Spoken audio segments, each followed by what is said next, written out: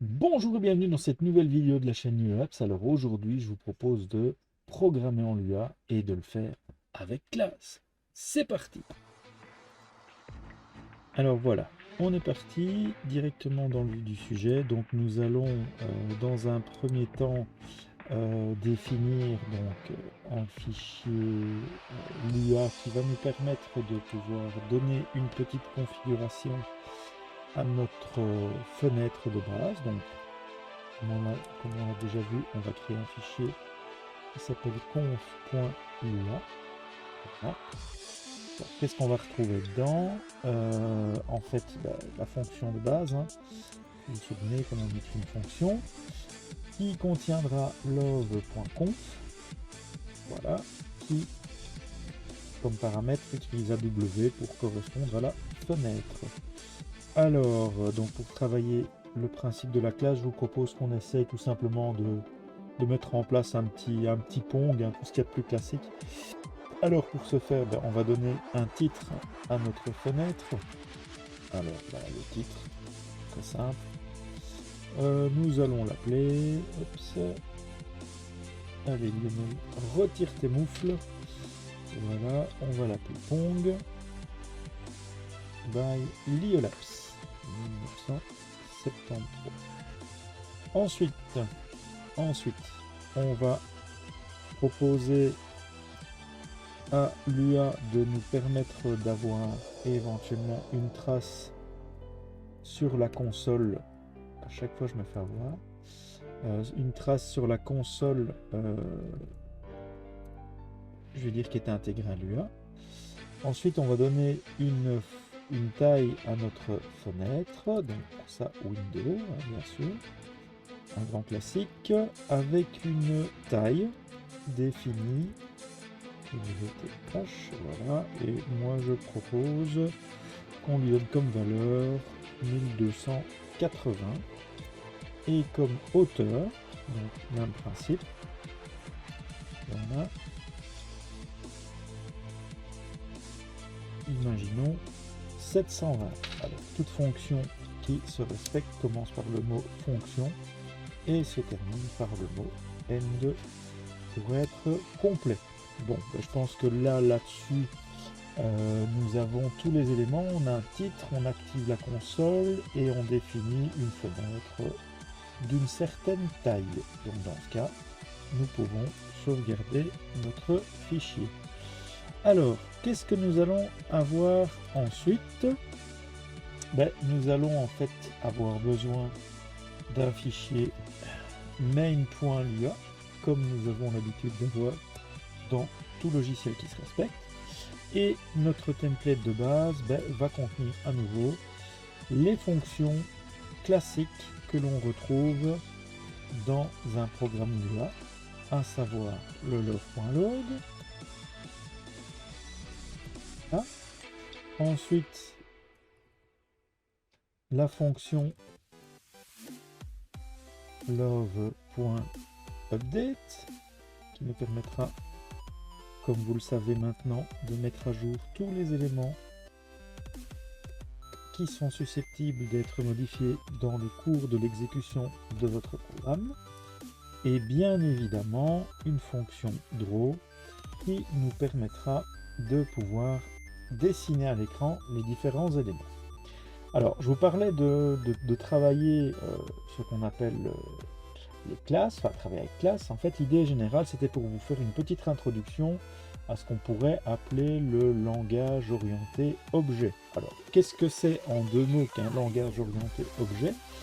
Eh bien, en fait, c'est une méthode de programmation qui est sensiblement différente de ce que je vous ai présenté jusqu'ici, à savoir que tous les éléments qui vont constituer, je vais dire, le bon fonctionnement de mon logiciel, de mon jeu en l'occurrence ici, sera considéré comme une brique, un objet, qui sera susceptible d'être assemblé avec d'autres pour constituer, si vous voulez, les éléments nécessaires au bon fonctionnement de mon programme.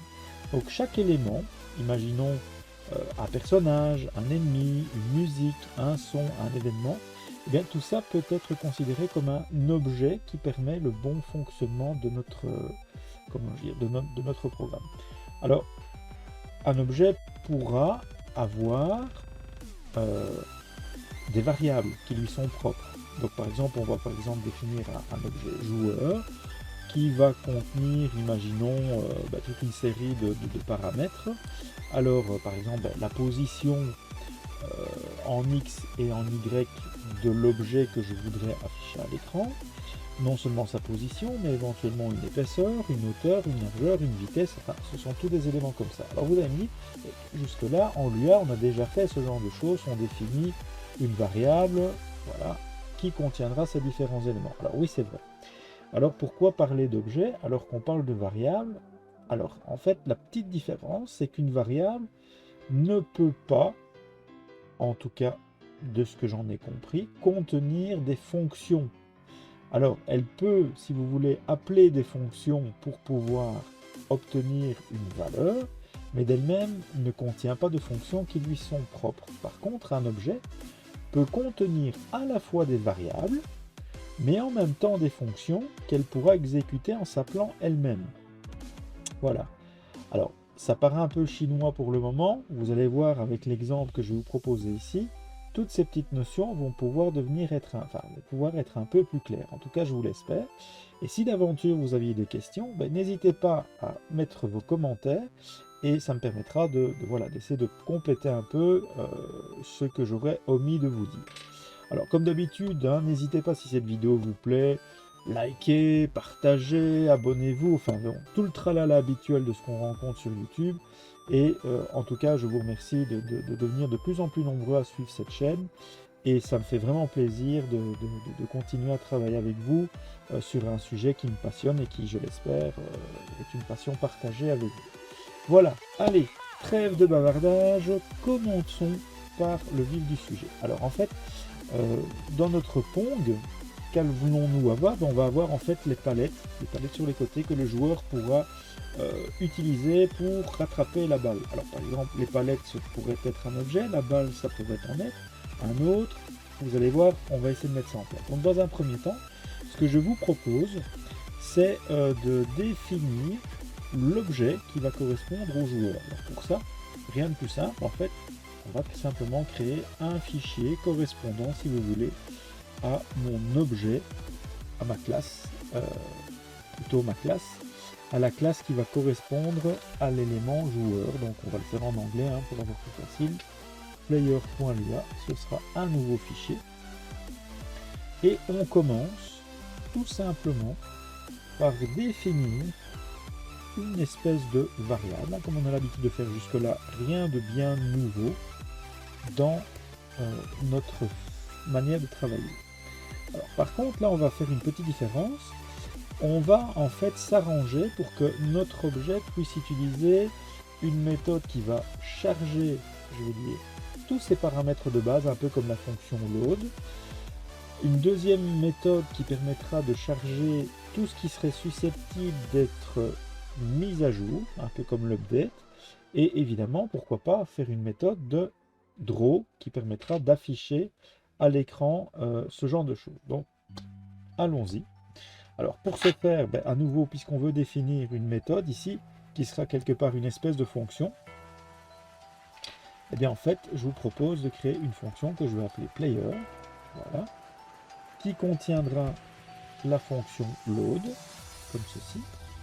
Et qu'allons-nous retrouver là-dedans? Dans le load, on pourrait peut-être dans un premier temps définir la position en X de notre joueur. Alors, vous voyez qu'en fait, je ne mets pas à l'intérieur de cette fonction player.x, je mets en fait, comme vous pouvez le voir, j'ai déjà défini player comme étant une fonction, je précise qu'elle a une méthode qui s'appelle load, et si je veux quelque part la compléter, je veux dire la surcharger en information, je vais non pas mettre player ici, mais self, qui est en fait qui va appeler quelque part l'objet sur lequel je suis en train de travailler.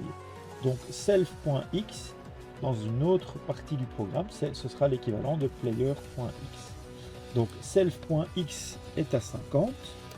Nous avons donc maintenant défini la position en x. Nous allons faire de même pour la position en y de notre objet sur l'écran. Donc pour ce faire, on va en fait essayer de le positionner plus ou moins au milieu de la hauteur de l'écran. Alors pour ce faire, nous allons, oups, il était un peu trop vite, un peu trop motivé, nous allons tout simplement déterminer quelle est la hauteur de notre fenêtre et nous allons la diviser par 2 pour positionner, si vous voulez, notre objet, notre classe player, au milieu de notre écran.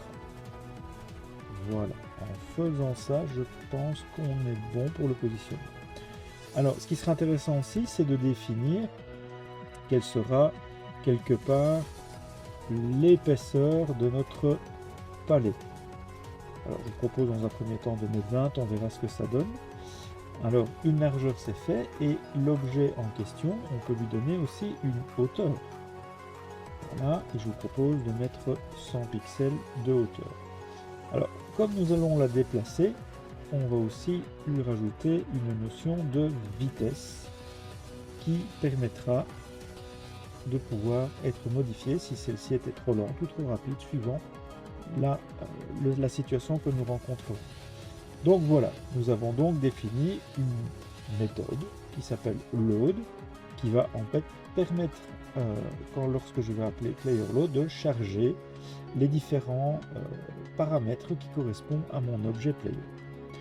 Alors, on va aussi ensuite faire une fonction, pas une fiction, une fonction, voilà, une fonction qui va permettre au joueur, donc au player, d'être mis à jour, donc l'update, et on va lui ajouter le paramètre du delta time permettant de pouvoir gérer les machines plus rapides et plus lentes en termes d'affichage pour donner cette sensation de fluidité, tout en respectant, je veux dire, la capacité de votre machine d'afficher ou non toutes les frames que nous lui demandons d'afficher. Par défaut, je pense que l'UA permet d'afficher à 60 frames par seconde. On peut augmenter suivant la puissance de votre machine ou la diminuer si au contraire elle est un petit peu plus lente que les standards actuels. Alors, nous allons donc vérifier 2 choses. On va utiliser les touches A et la lettre Q pour vous permettre de monter ou descendre le palais à l'écran. Donc pour ce faire, on va vérifier que l'utilisateur puisse éventuellement avoir appuyé sur la touche A. Keyboard, c'est is down, je pense, ouais, c'est ça, is down. Et la lettre A. Alors, s'il appuie sur la lettre A, on souhaite que, je veux dire, l'objet, la palette remonte à l'écran. Donc, de ce fait, qu'allons-nous faire? En fait, on va ici. Hein? Si l'objet player.y, pardon, je m'exprime mal. Donc, la nouvelle position en Y en question sera l'ancienne position en Y desquelles nous allons soustraire sa vitesse. Alors, speed. Voilà. Mais je vais faire intervenir le facteur du delta time, de manière à pouvoir jouer sur l'affichage correct de notre élément à l'écran. Alors, ça c'est dans le cas où il enfonce la lettre A, il appuie sur la lettre A. Il pourrait éventuellement maintenant avoir aussi appuyé sur la lettre U, permettant dans notre cas de faire descendre la palette à l'écran. Et dans ce cas-là, nous allons avoir exactement la même notion. Donc, au lieu de la faire remonter, je vais la faire descendre. Alors, je vous rappelle que la partie supérieure gauche de votre écran correspond à la coordonnée 0, 0, et que si je veux faire descendre, je dois augmenter ma valeur en Y de manière à faire positionner mon élément vers le bas. si je veux le remontrer, ben, il faudra soustraire à sa valeur actuelle pour le remonter. Alors ça c'est la fonction de base. On peut peut-être après vérifier si ça fonctionne. Et nous allons maintenant faire une dernière fonction qui sera utile au bon fonctionnement de notre logiciel de base, à savoir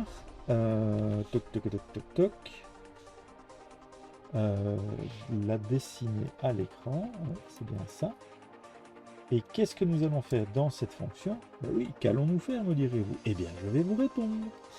Alors, on va tout simplement afficher un graphique correspondant à un rectangle qui sera comme caractéristique un rectangle plein. On va le remplir, donc on ne veut pas juste avoir juste le bord. Alors, où devons-nous le placer? Eh bien, en fait, on va le placer à la position X pour les coordonnées en X. Vous avez compris, pour le positionner en Y, on va avoir besoin de la variable self_player.y. Alors, sur quelle largeur me direz-vous? Eh bien, je vais vous répondre. Voilà, sur self.width. Et sur quelle hauteur? Eh bien, vous aurez compris, self.height. Voilà, est-ce que l'on a tout dans un premier temps? Ben, je pense que oui. Oui, c'est un bon début. On peut peut-être voir ce que ça donne. Je vais sauvegarder mon player. Et évidemment, maintenant, dans le main, nous allons alors appeler ici. Alors, pour pouvoir appeler les fonctions que nous avons utilisées dans Player, il y a plusieurs choses à faire. Ben, la première chose à faire, c'est de dire à l'UA que nous allons avoir besoin. Donc, on va requérir, si vous préférez. Donc, ça nécessite le fichier Player. Voilà. Ce qui va nous permettre, une fois qu'il sera chargé, de pouvoir appeler player_load. Voilà. Pour la fonction load. Alors ensuite, player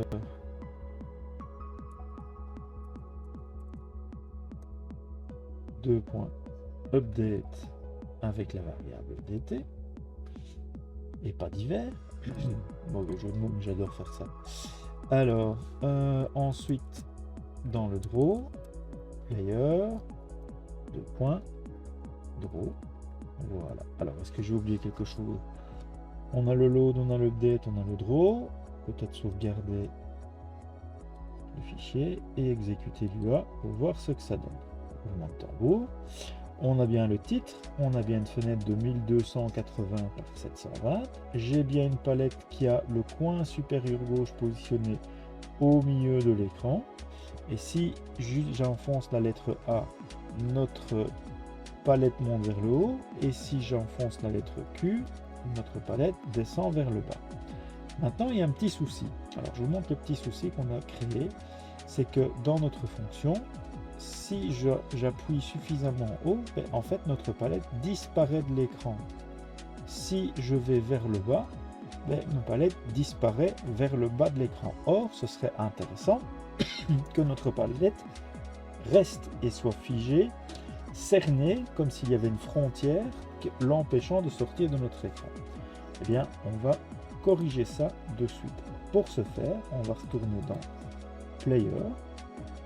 Et nous allons au niveau de l'update vérifier tout simplement que nous ne sortons pas de l'écran. Alors, où allons-nous faire ça? Juste ici, puisque en fait on va redéfinir un deuxième test, si je puis dire, qui va vérifier si la valeur de self.y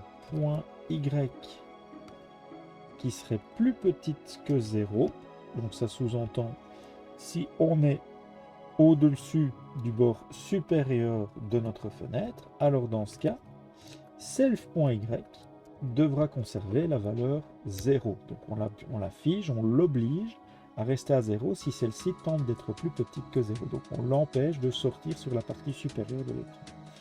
Alors, on va faire de même, c'est un petit peu plus tricky, mais je pense que vous allez savoir suivre.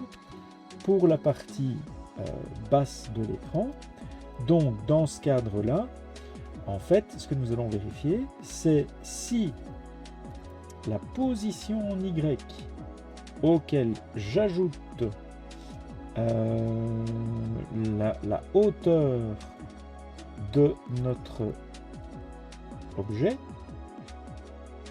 8, voilà, c'est ça, je crois que c'est ça, ouais. Si celle-ci est supérieure à la taille de mon écran, alors comme vous la récupérez, graphics point, je pense, avec la méthode get8, voilà. Si elle est plus grande que la hauteur, alors qu'allons-nous faire? Eh bien, on va forcer la valeur self y à la taille de notre écran. Love graphics.get8 moins, c'est vrai, il y a un petit détail à faire, moins la hauteur de notre objet pour rester cohérent. On a fini notre if, on a fini notre else if, ne pas oublier de faire le end pour que ça fonctionne. Voilà, on va sauvegarder notre player, tout y est, je pense, hein, ouais. Alors, toujours, je vous le conseille vivement, n'hésitez pas à ajouter des petits commentaires pour vous permettre de faciliter la compréhension de votre programme. Donc le update ici pour la partie supérieure va être la gestion du déplacement de la palette de jeu. Et ici, ça va être une petite fonction qui va gérer les contacts, on pourrait dire, avec les bords de l'écran, avec les bords, les limites, c'est mieux les limites de votre écran. Voilà. Voilà. Hop.